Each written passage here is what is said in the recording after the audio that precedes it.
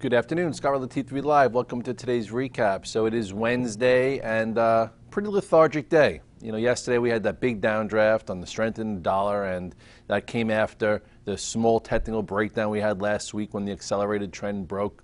So today we came in not knowing what's going to happen. Are we going to be able to, hold yesterday's pivot? Are we going to break below it, accelerate lower, come back above it, create some kind of, red dog reversal tactical play, or would we get a whole lot of nothing? So it really depends on what you were trading and where you were navigating, and whether or not you had more success than in other spots. And you look here at the the SPX, and you'll see, if you remember from the February 2nd rally, that wound up being a very methodical, great technical move above the 8-day that changed right here. Things switched. Okay, you broke the 8-day right there. Okay, and then you also wound up breaking the 21-day right here. And if you follow me on Twitter, I always talk about if you break the 8 and 21-day, if you're an active trader, you reduce your risk. You get out, you get tactical, and you figure it out, especially when you have an accelerated trend, especially if you have a move from where we just came from. So why not? Because if you get out of the way, you could figure it out. So earlier in the week, on Monday, we had the same similar setup where you had a wide range bar down through a level, which is what happened here, right there. And then you had an inside day, okay, an inside day that didn't reclaim anything, and then all of a sudden, boom, engulfed it.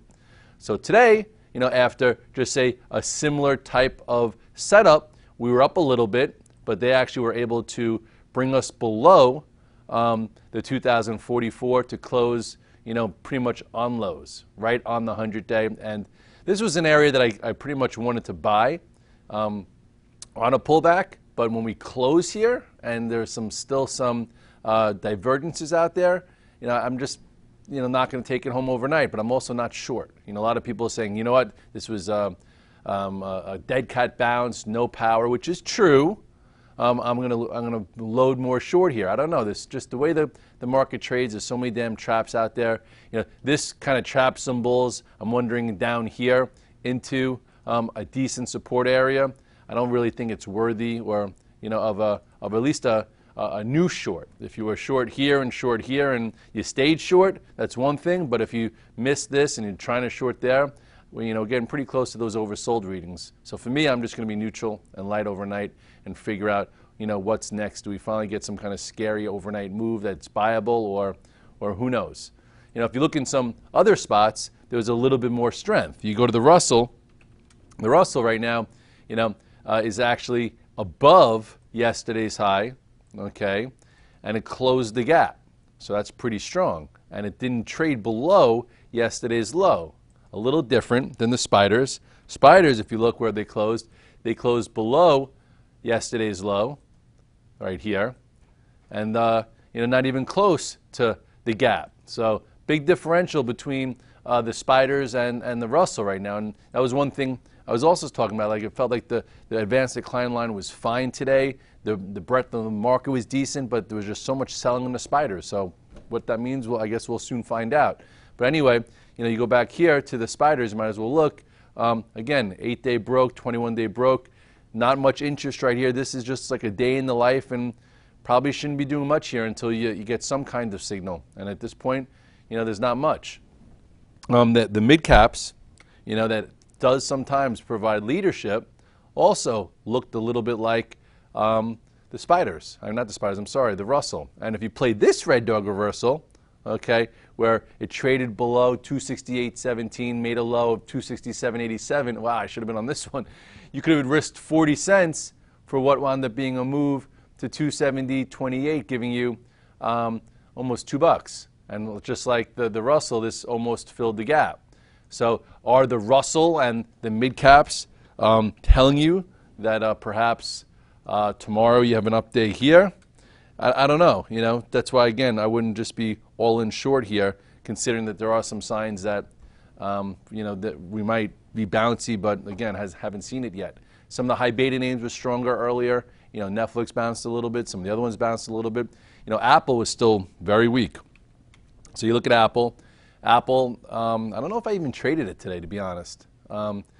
Here, we've talked about these patterns. We've talked about these strategies, and, This was the last nice buyable strategy when it gapped up after earnings and followed the 8-day, broke out, and then this was your reversal. There were definitely some trades along the way here. If you get rid of some of that data, I remember right here, okay, it got really tight. So at this point, we weren't sure which way it would resolve. First, remember that little red dog reversal right there, and if you were trading long versus that, that was your stop. And I do think some people have been making some money short here because look how tight that is. Traded below this, you could have made some decent money short in that day, below the 8-day into the 21-day. If you were in from the red dog reversal here, that was your stop out. And then it's just really become a lethargic. And now it's below the 8-day, it's below the 21-day. So I wouldn't just be guessing here. In my head, I'm thinking, when could I get a juicy buy back in Apple? And I think we're probably getting pretty close, somewhere close to this 120.50.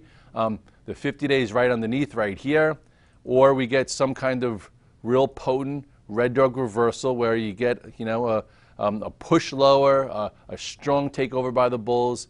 122.11 is now your pivot for tomorrow. If you use these pivots, you've been getting out of the way and some people are making money shorting those pivots, and then you'll see what's next. But at this point, still correcting.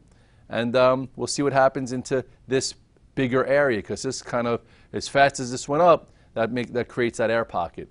So we'll see. Netflix, I think a lot of guys had some success today.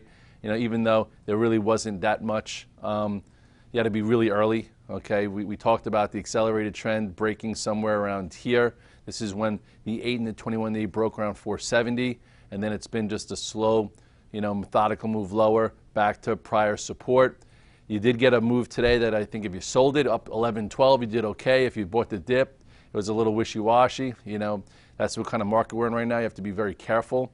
If you look at the 5-minute chart on Netflix, okay, you go like something like this, and you had a quick move right here, which I guess you really had to anticipate. Then you had a pullback. I guess this was another buyable spot. And then right here, where is it going to go higher? Was it going to continue? But again, move 1, move 2. You're looking for a move 3 right around lunchtime. I would say, you probably want to be a bit more careful versus, buying more here. Maybe you had a little third left on saying, look at the morning trend. And then once it broke the morning trend right there, that could have been your out. Or if you were looking for a potential short when it was up $12, $13, maybe that was your entry. And then it just bled all the way down until finally, not much off there. So that's how you kind of look at the intraday move. Some people would say that maybe they looked for the H here, right? Here is your down move, your bounce up, short into some resistance, and then let it roll down. But again, who knows? At this point, some people made money in it, some people didn't. Amazon really couldn't find a friend today, still weak. You look at the chart here, we talked about it breaking its 8-day, and again, momentum names are good when they follow the 8-day moving average. And if you look here, this is when it broke. In my note, I said if it breaks 383, get out of the way, or 380, and since then, 1, 2, 3, 4, 5 down days. Kind of like Netflix. If you could easily get chopped up here if you're trying to, find the dip that doesn't exist yet. Look where it came from. So I guess tomorrow we'll figure out, will it work tomorrow? You have 366 now, so a little bit of a correction. And here's where the gap is. So, but again, there's a lot of room between here and there, so you want to be careful and not just do what you can't handle. And I think a lot of people got hurt in the past, multiple sessions trying to buy into this, thinking that it's going to hold, and who knows if they even lasted for that. And this wasn't so great either way. Look where it came into. Look, Twitter was a good example of something that came all the way back down to the gap. So depending on who you are and how you can handle it, okay, first let's give a little bit of a bigger picture on Twitter here. Twitter, to start the year, give you a really nice move here. Remember the options into earnings, made some good money. Here was that little red dog reversal, and then it's pretty choppy going into that 50. Feels like a long time ago when I sent out that little tweet saying just for S's and G's, I'm going to sell some at 50, and I did, but then obviously it didn't sell enough. But anyway, I haven't been in this in a while. This is when it broke the 8-day, and today there was a little red dog reversal. And so if you weren't in it, okay, today there was some cash flow. And again, sometimes this type of pattern is just good for cash flow. It started negative, traded below 45.78, put a low in at 45.10. definitely if anyone was shorting it for a move into the gap, might have gotten trapped, came back above it, and went as high as 46.74. So almost $1. And again, as an active trader, that's good cash flow. Does it mean it's going back above 50 tomorrow? No. But this now could be an entry to see if the market builds on.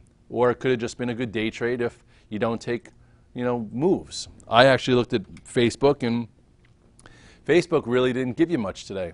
I actually closed in the lows. I got stopped out of it. Facebook, we talked about this this trade, and then you had the flag holding higher. Remember, holding against this. This was another entry, and then all of a sudden, boom, it reversed at the top. Good spot to trim some, considering where it came from. And but I wasn't expecting such a fake out here. But anyway, I tried to do a red dog reversal here also. Okay, that was 78.63. Traded above it, and then failed. So now we'll see, I guess, what happens next. Actually, yeah, is that where it closed today? Where did Facebook close today? Closed 77.55. So we'll see what happens next, if maybe there's a better trade tomorrow. But 1, 2, 3, 4 days down, it's worth a try. But it doesn't mean it's gonna, it's gonna pay you huge. Okay, this started off stronger than Twitter, and then became weaker towards the end of the day. Oil had a little bounce off the lows. Still not much going on here as far as good trades. I know some guys went short yesterday into today because it was the first time that you had a close below 18. And maybe hopefully you didn't press below this price point, because if you press below there, you might have got a little squeezed. But at this point, it's still weak, and it's just not back at the lows. So you'll have to see what's next. A lot of emphasis on the dollar. Dollar has been parabolic. Dollar's had a huge move. There's been a lot of money to be made if you're long the dollar. At this particular point, if this was a stock, I would say do not touch it. It is now parabolic. It's well away from the 8-day, very far from the 21-day. Lots of gaps means lots of people are short and lots of over-attention. So that typically means to me that if you are not in it, you do not initiate it. You do not chase it. If you're in it from good prices, maybe you trim some. Okay, but at this point, you do not chase it, because everyone is trying to tell you how much money they've made in this dollar trade and how much higher it has to go. That's when you typically sell some. Same thing with the FXC. People are saying short the euro until it gets to parity. I remember when the world was shorting it here and they got hurt. Boom, boom, boom. Everyone's saying it was going to parity. And then finally, once it broke, most guys or smart guys were kind of a little tired because it took longer than everyone thought. But look what happened here. When this trend broke and it went below the 200-day, now it's been in a big trend all the way down, almost looking like oil. Here it broke the prior pivot. So if you think it's going to parity, okay, I wouldn't look for the scraps at the end of this range right there. Even if it goes lower, I would say you missed it. So, but again, this is what people are keying off of, so use it and know where it is. So this way, if you do get some kind of reversal, maybe there's something different in the commodities. The GLDs basically broken, gave us a trade. Remember that, to the measured move of 125. This is when it looked like it could still be fair.